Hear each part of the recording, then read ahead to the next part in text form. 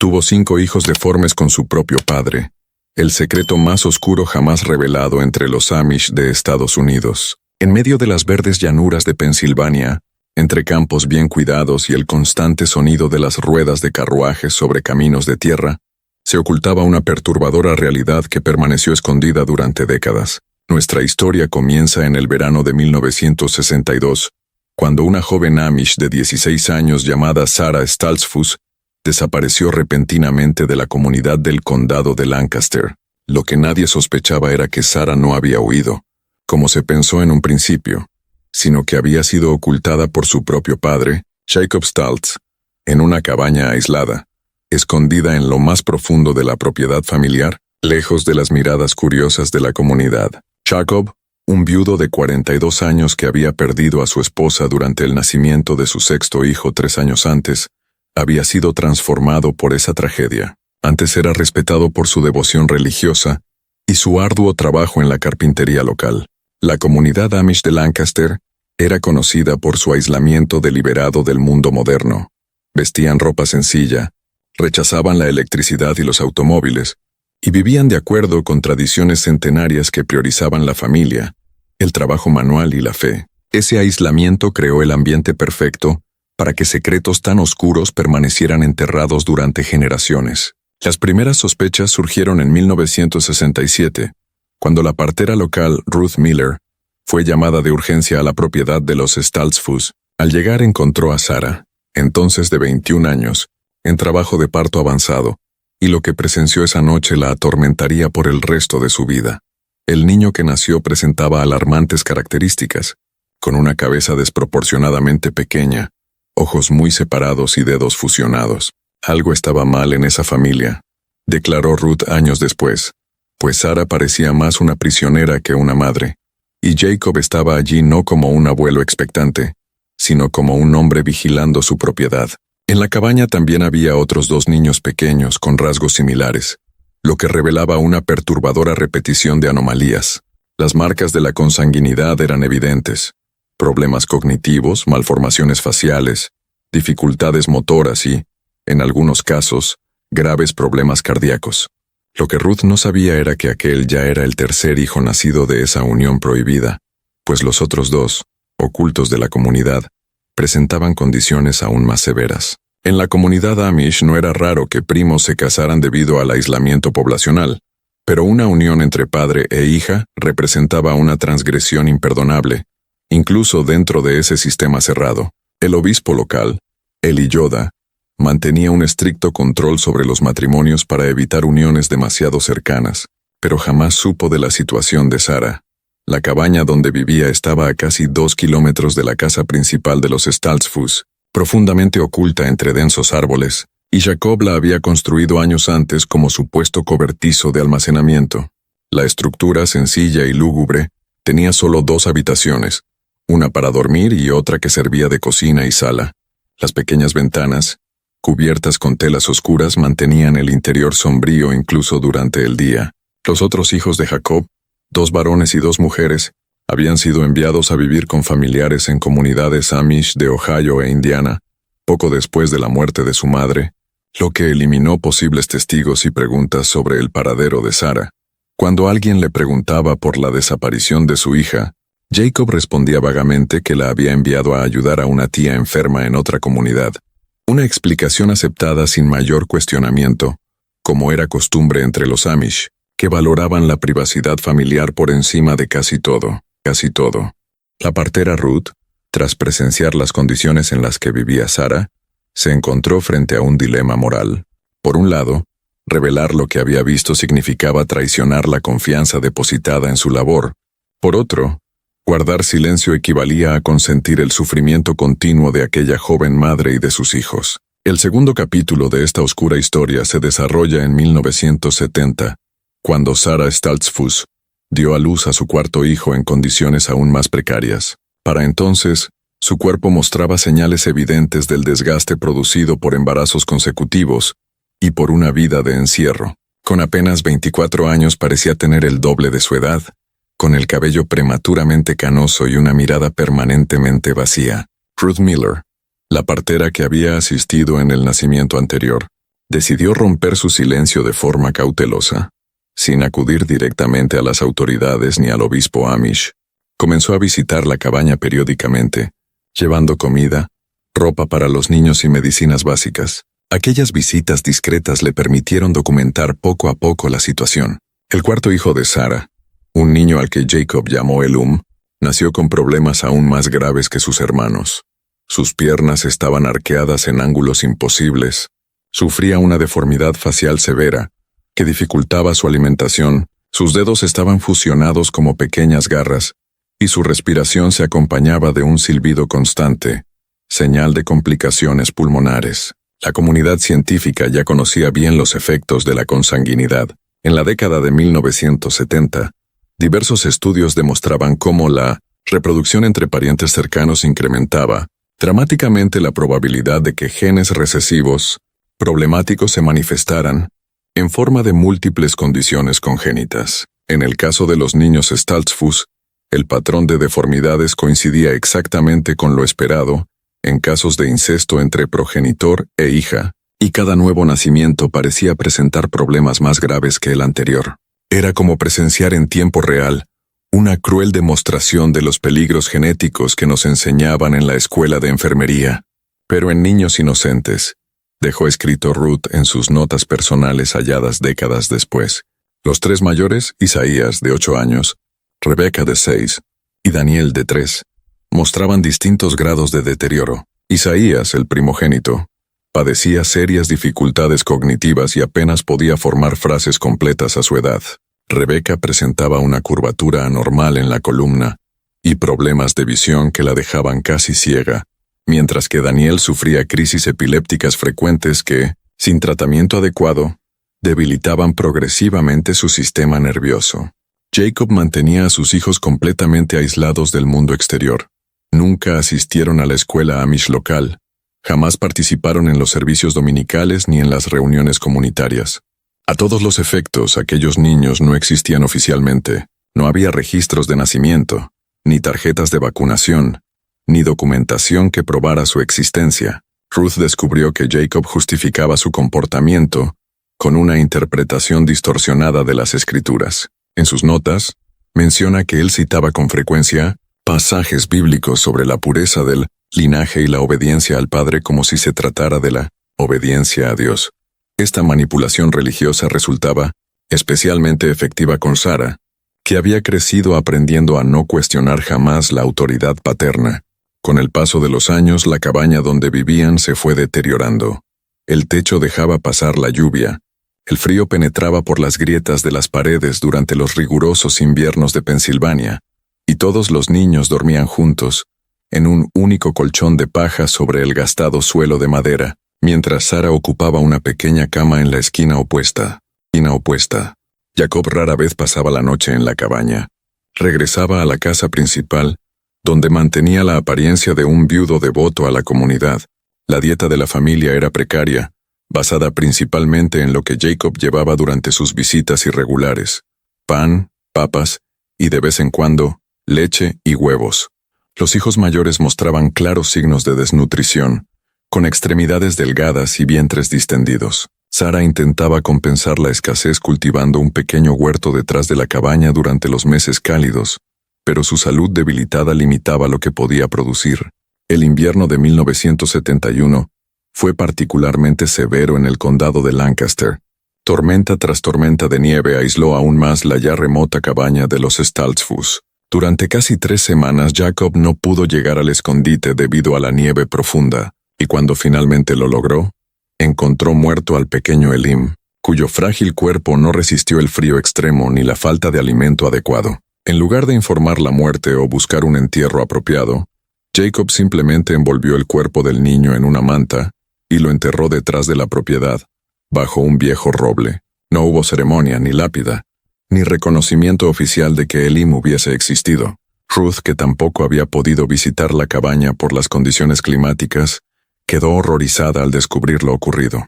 Ese trágico suceso fue lo que finalmente la convenció de que debía tomar medidas más drásticas, y comenzó a documentar sistemáticamente sus observaciones, anotando con detalle las condiciones físicas de cada niño, la precariedad de la vivienda y los patrones de conducta de Jacob y Sarah. Paralelamente, en el resto del país, la sociedad estadounidense atravesaba transformaciones significativas. La década de 1970 marcó un aumento en la conciencia sobre el abuso doméstico y los derechos de los niños. Las leyes que obligaban a los profesionales de la salud a reportar casos comenzaron a implementarse en varios estados, aunque las comunidades Amish permanecían como bolsillos aislados donde las autoridades rara vez intervenían. El año 1973 supuso un punto de inflexión en la historia de la familia Stultz. Sarah, con 27 años y embarazada de su quinto hijo, comenzó a mostrar signos de resistencia por primera vez. Las notas de Ruth Miller documentan sutiles cambios en el comportamiento de la joven madre, preguntas titubeantes sobre el mundo exterior, solicitudes de libros para enseñar a leer a sus hijos y, sobre todo, dudas acerca de por qué sus niños nacían diferentes. Hoy Sarah me preguntó si todos los niños nacen como los suyos, escribió Ruth en su diario. Cuando le expliqué que no, que sus hijos tenían condiciones especiales, vi algo despertar en sus ojos, un reconocimiento, quizás incluso una comprensión de lo que realmente estaba ocurriendo.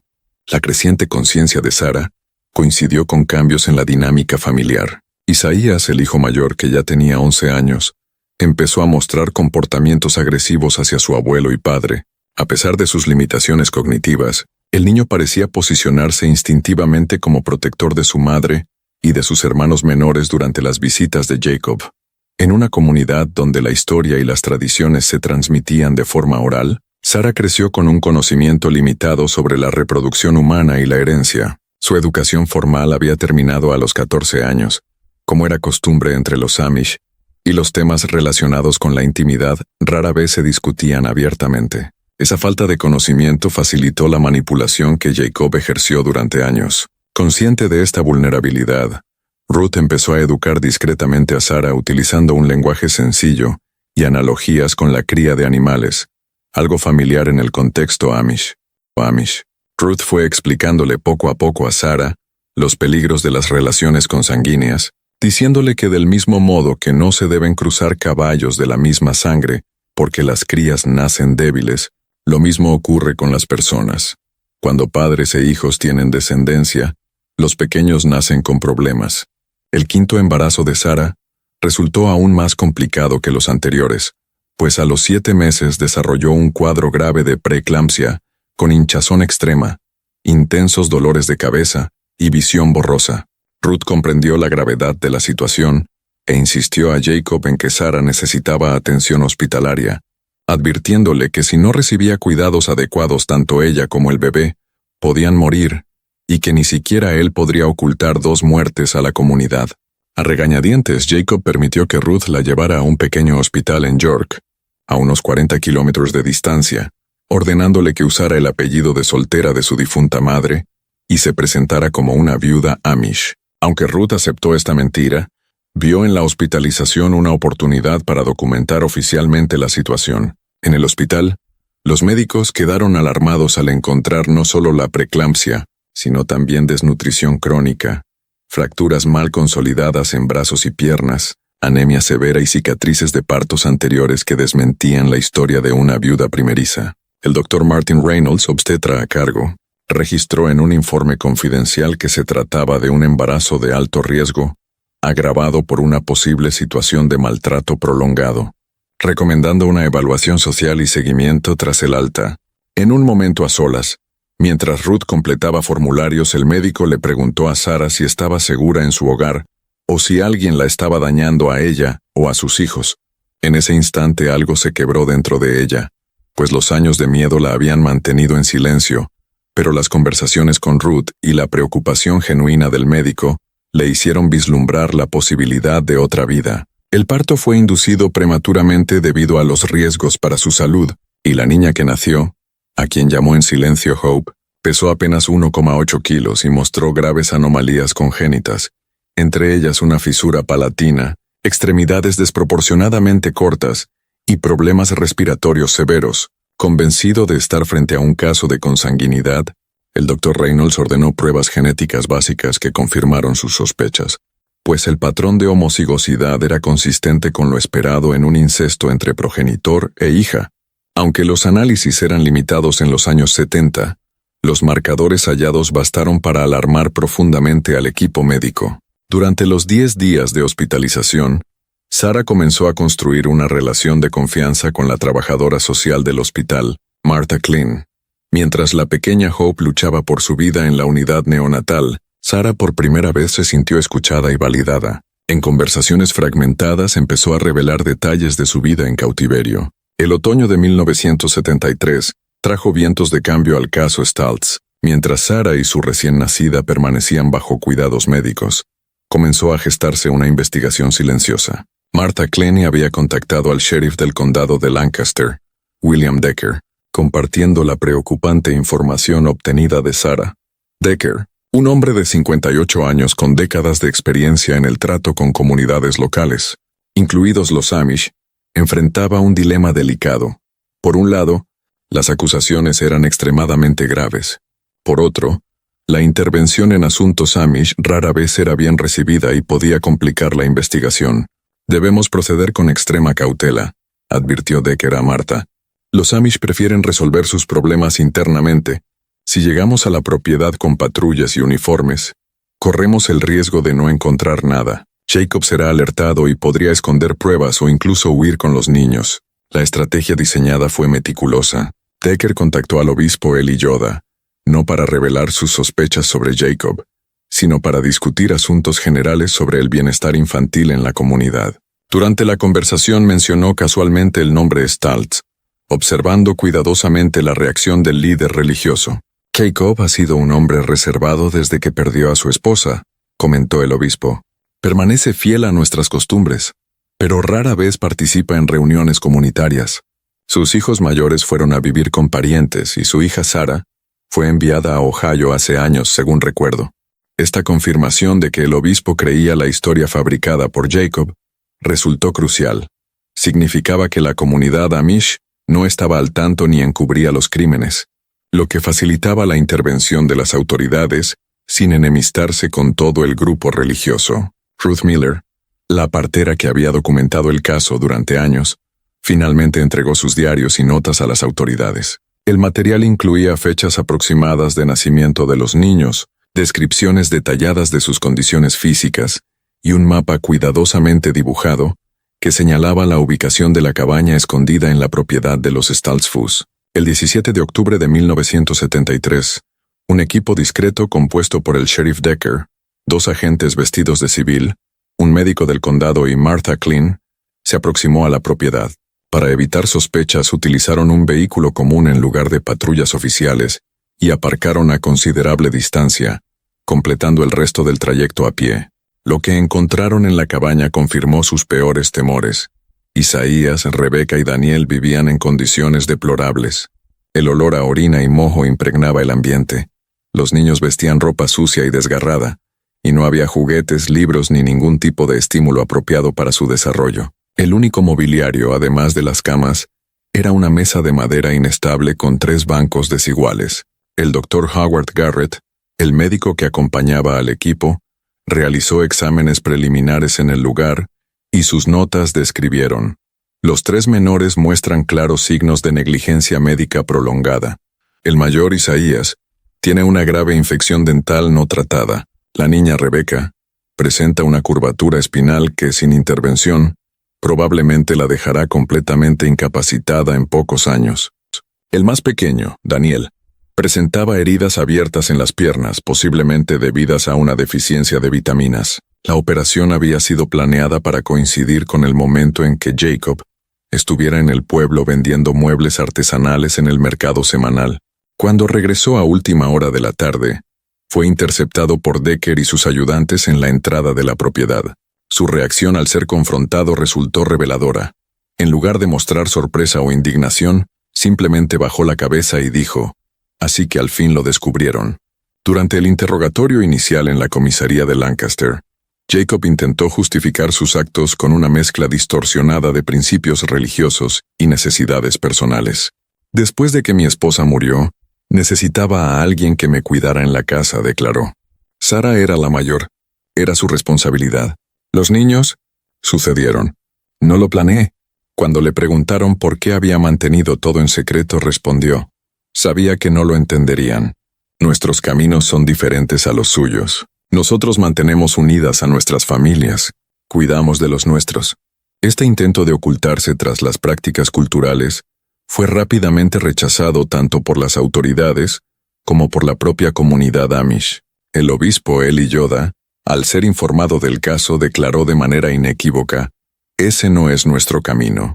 Nuestra fe nunca permitiría semejante abominación. Jacob ha faltado no solo a sus leyes, sino también a las nuestras y sobre todo, a las de Dios. La noticia se propagó rápidamente, primero entre las autoridades locales y luego inevitablemente en la prensa. El Pittsburgh Post-Gazette fue el primer periódico en publicar un artículo sobre el caso el 25 de octubre de 1973, con un titular cuidadosamente redactado: Tragedia familiar descubierta en comunidad rural de Pensilvania.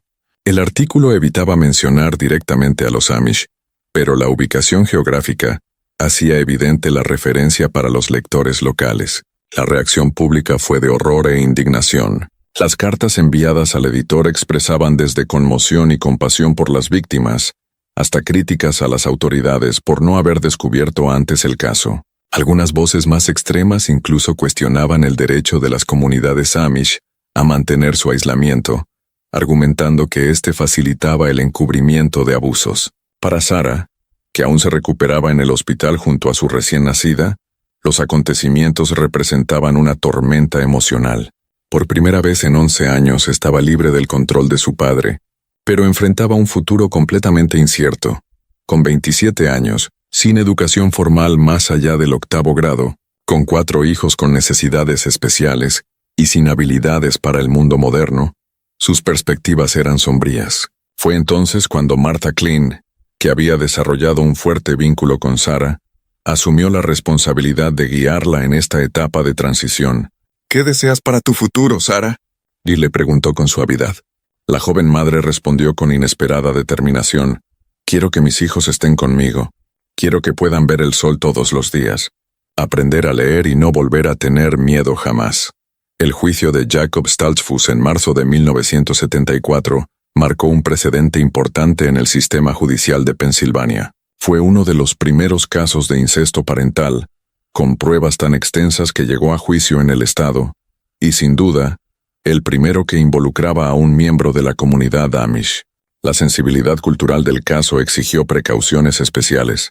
El juez Henry Crawford, responsable del proceso, ordenó sellar parcialmente los registros para proteger la identidad de los niños y restringir la cobertura mediática. Aún así, la sala del Tribunal del Condado de Lancaster se llenó cada día de personas que viajaban desde los condados vecinos para presenciar lo que muchos llamaban el juicio del siglo en la región. Sarah, todavía extremadamente frágil física y emocionalmente, testificó tras una pantalla para no enfrentarse cara a cara con su padre. Con una voz casi inaudible relató años de manipulación y abuso, describiendo cómo Jacob la había aislado poco a poco tras la muerte de su madre, primero limitando su contacto con otros jóvenes de la comunidad, luego convenciéndola de que era su deber reemplazar a su madre en todos los aspectos. Era la voluntad de Dios, le decía, asegurándole que así habían sobrevivido las familias en la antigüedad y que desobedecerlo era un pecado.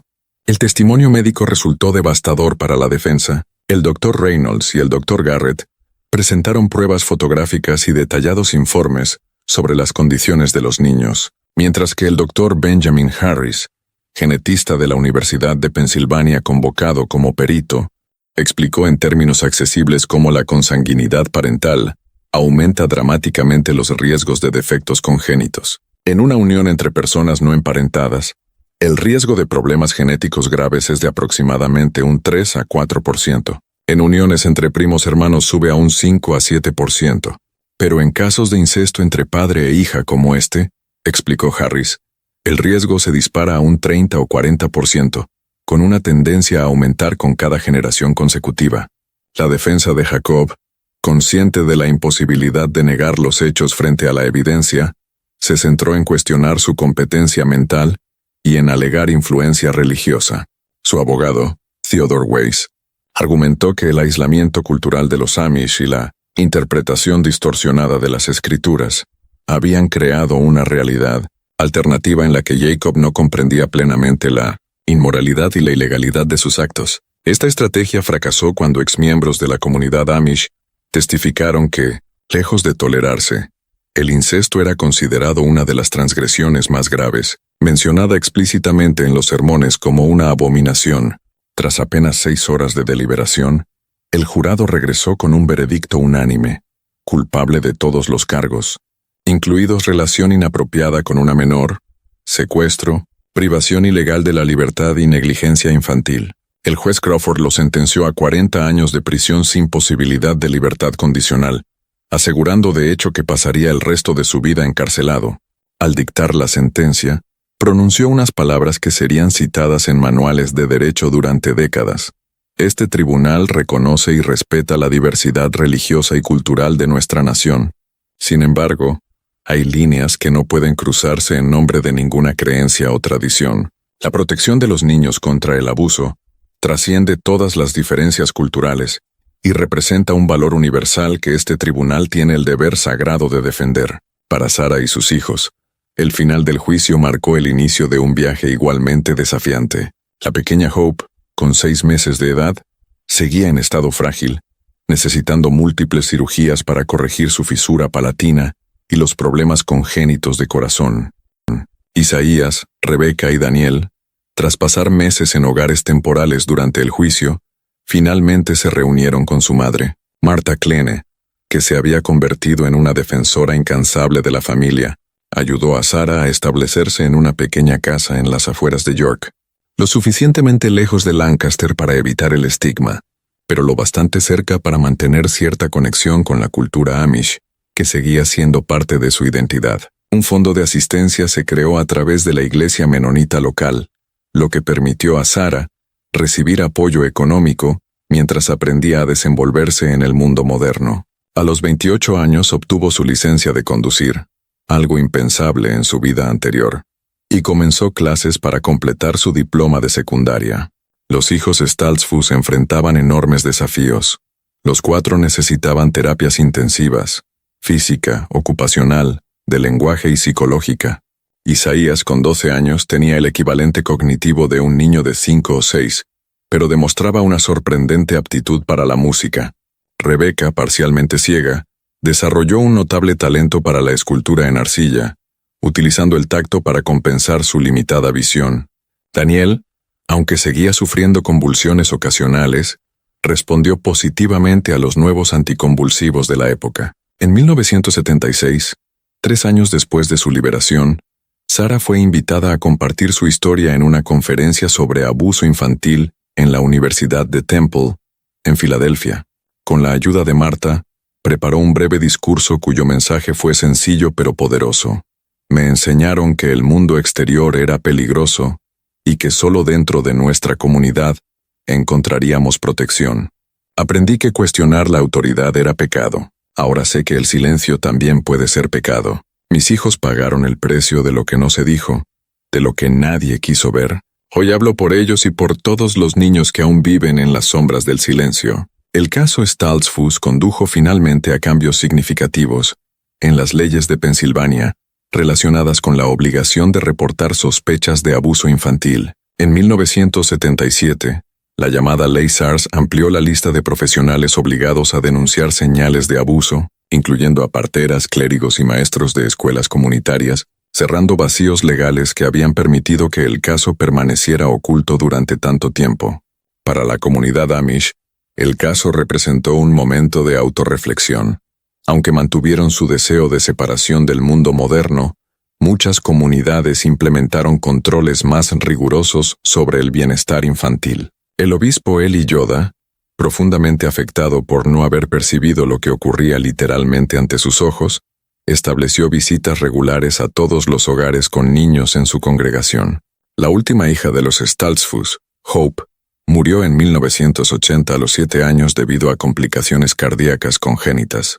A pesar de los mayores esfuerzos médicos, sus múltiples condiciones terminaron por debilitar su pequeño cuerpo. Sarah, devastada pero resiliente, Transformó su dolor en propósito y, con parte del dinero recaudado para los gastos médicos de Hope, fundó una pequeña organización en memoria de su hija, dedicada a apoyar a niños con discapacidades en comunidades rurales aisladas. El impacto del caso Stoltzfus se extendió mucho más allá de la pequeña comunidad del condado de Lancaster. Estudios de caso basados en la familia fueron incluidos en planes de estudio de medicina, trabajo social y derecho en varias universidades estadounidenses. La historia puso de relieve no solo los peligros biológicos de la consanguinidad, sino también los factores sociales que permitieron que abusos de tal magnitud permanecieran ocultos. Rebecca, que había desarrollado un talento artístico extraordinario a pesar de sus limitaciones físicas, logró exponer sus esculturas en una galería de arte en Filadelfia en 1985. Las obras de Rebecca, caracterizadas por texturas complejas y formas orgánicas intrincadas, reflejaban una sensibilidad única moldeada por su experiencia de percibir el mundo principalmente a través del tacto. Un crítico de arte del Filadelfia, Inquirer describió su trabajo como palpable en su honestidad emocional, revelando una profundidad de vivencias que trascendía la juventud de la artista. Isaías encontró su voz a través de la música. Aunque sus limitaciones cognitivas seguían siendo significativas, demostró una memoria musical excepcional y la capacidad de reproducir melodías complejas tras escucharlas una sola vez. Una iglesia menonita local le ofreció un lugar en el coro, donde su voz pura y sin afectación, de un tono tenor, con frecuencia conmovía hasta las lágrimas a los congregantes. Daniel, el más reservado de los hermanos, encontró consuelo en el trabajo manual sencillo. A los 18 años comenzó a trabajar a tiempo parcial en un taller de carpintería dirigido por ex-Amish que habían abandonado la comunidad, pero mantenían muchas de sus tradiciones artesanales. La ironía de que siguiera los pasos profesionales de su abuelo y padre no pasó desapercibida, pero Daniel transformó ese oscuro legado al especializarse en la creación de juguetes de madera para niños con necesidades especiales.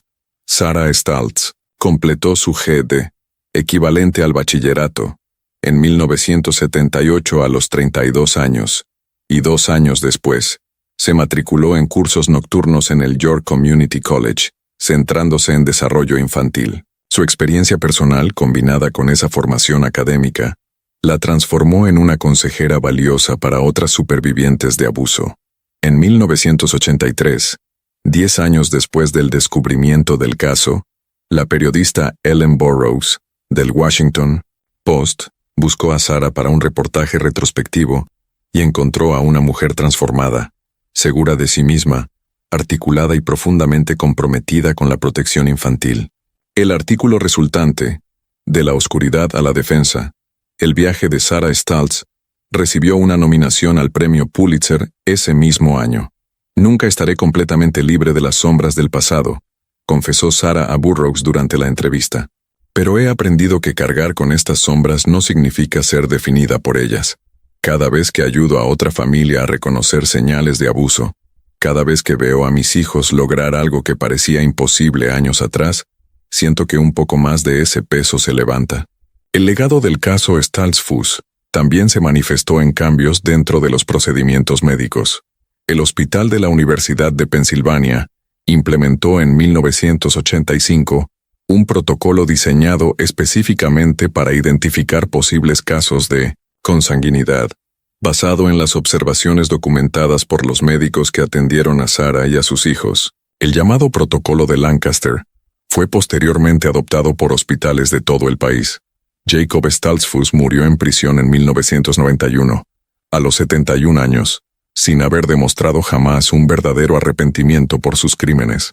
Rechazó todos los intentos de contacto realizados por Sarah o sus hijos durante sus años de encarcelamiento y pidió ser enterrado según las costumbres Amish. La comunidad, aunque permitió su entierro en el cementerio, situó su tumba en la sección más remota, sin lápida ni marca. El obispo Eli Yoda, quien supervisó el funeral como exigía su cargo, pronunció un breve pero impactante sermón. Hoy enterramos no solo a un hombre, sino un recordatorio de lo que sucede cuando nos apartamos de las verdaderas enseñanzas de Dios. Que su historia sirva de advertencia a las generaciones futuras y que las semillas de compasión sembradas a través del sufrimiento de su familia continúen floreciendo. Sara nunca volvió a casarse ni regresó a la comunidad Amish.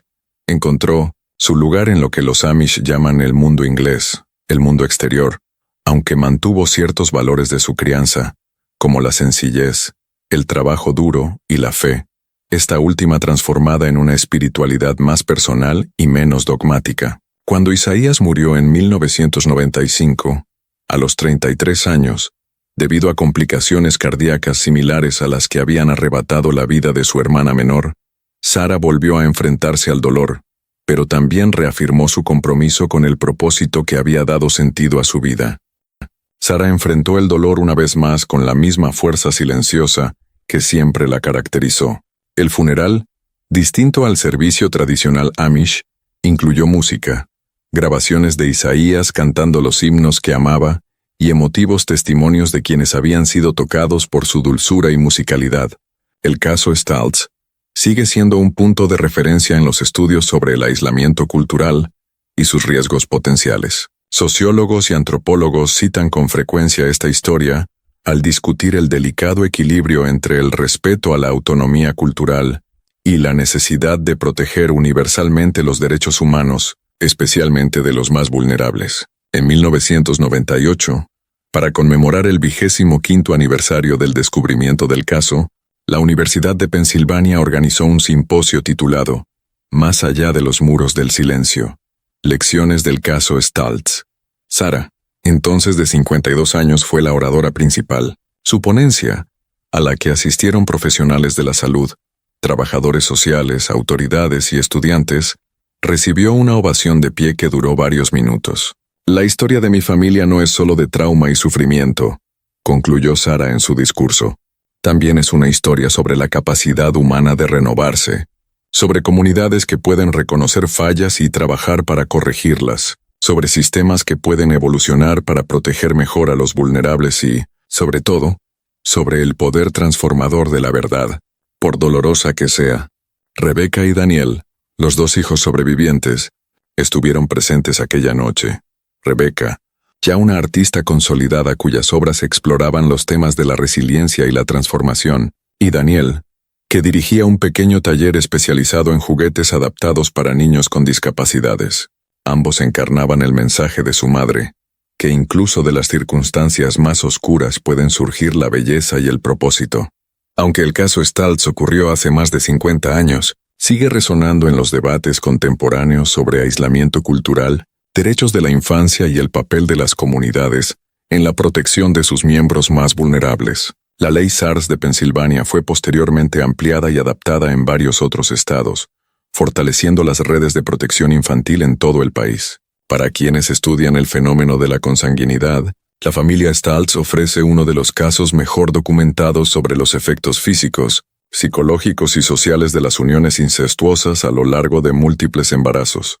Los registros médicos, cuidadosamente preservados con identidades protegidas para fines educativos, continúan utilizándose en programas de medicina y genética. La historia de la familia Staltz nos recuerda que algunas de las batallas más importantes por la justicia y la dignidad humana se libran lejos de los reflectores, en comunidades remotas y vidas aparentemente invisibles. Es un testimonio del poder del testigo, del coraje necesario para romper ciclos de abuso y de la posibilidad de sanar incluso después de traumas inimaginables.